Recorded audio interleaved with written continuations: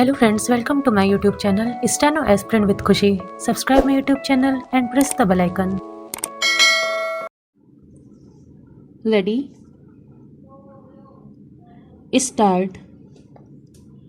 अपीलार्थी दौलत सिंह अपने जीवन काल में 254.2 बीघा भूमि का स्वामी था। दिनांक 19/12/1963 को उसने अपनी भूमि से 127.1 बीघा भूमि अपने पुत्र नरपत सिंह को दान कर दिया। इस प्रकार उसके पास 17.25 एकड़ भूमि शेष बचा, जो अधिकतम नियत सीमा से कम था। यद्यपि उसके विरुद्ध सीलिंग विधि के अंतर्गत कार्यवाही प्रारंभ किया गया, किंतु डिप्टी सब डिवीजन ऑफिसर पाली राजस्थान ने अपने इस आदेश के साथ दिनांक 15/4/1972 को कार्यवाही रोक दिया कि राजस्थान टेनेंसी एक्ट 1955 की संशोधित धारा 30 DD, जो दिनांक 31/12/1969 से प्रवृत्त हुआ, के प्रभाव में दान के द्वारा अंतरण वैध था, क्योंकि वह संशोधन के पूर्व किया गया था। बाद में राजस्व सीलिंग विभाग राजस्थान ने दौलत सिंह के मामले को पुनः खोलते हुए दिनांक 15/3/1982 को उसे नोटिस भेजा, यह कारण दर्शित करते हुए कि आदेश दिनांक 15/4/1972 को टेनेंसी एक्ट के धारा 30 के प्रावधानों के अनुसार अन्वेषण किए बिना पारित किया गया था।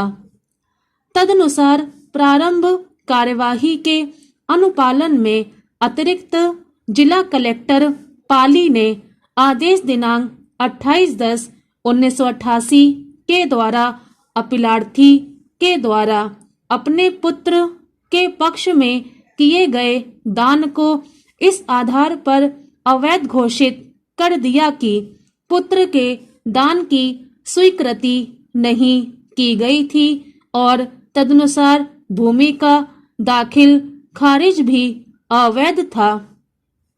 आगे यह आदेशित किया गया कि अपीलार्थी के पास नियत सीलिंग सीमा से 11 स्टैंडर्ड एकड़ भूमि अतिरिक्त भूमि थी।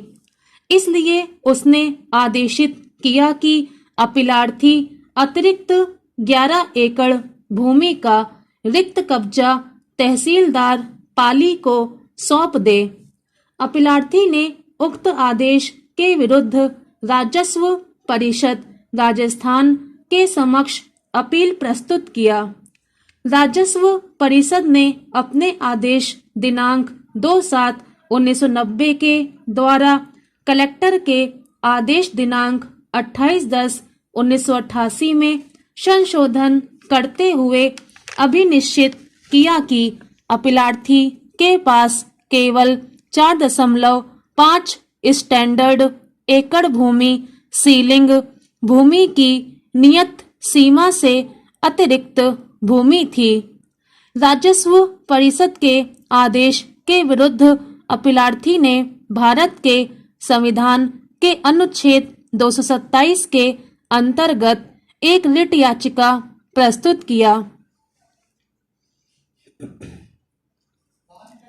उपर्युक्त रिट याचिका पर उच्च न्यायालय के विद्वान एकल न्यायाधीश ने आदेश दिनांक 2/4/1997 के द्वारा निर्णीत किया कि मामला ceiling and agricultural holding act 1973 के धारा 6 के प्रभाव से बाहर था, क्योंकि दान अधिनियम के प्रवर्तन की तिथि 26/9/1970 के पूर्व किया गया था, जो पंजीकृत विलेख द्वारा था और विधि की दृष्टि में एक सद्भाविक एवं वैध दान था, इसलिए अपीलार्थी के पास कोई अतिरिक्त भूमि नहीं था।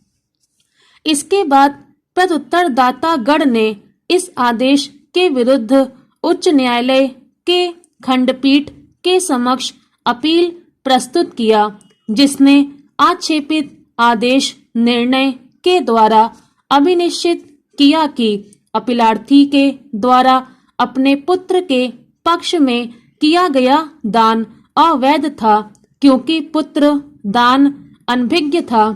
खंडपीठ ने आगे निर्णीत किया कि विद्वान एकल न्यायाधीश ने टेनेंसी एक्ट 1955 की धारा 30 सी और डी के प्रावधानों की अज्ञानता में आदेश पारित किया, जिसे कायम नहीं रखा जा सकता है। तदनुसार खंडपीठ ने एकल न्यायाधीश को निर्णय को निरस्त कर दिया और राजस्व परिषद के आदेश को पुनर्स्थापित कर दिया।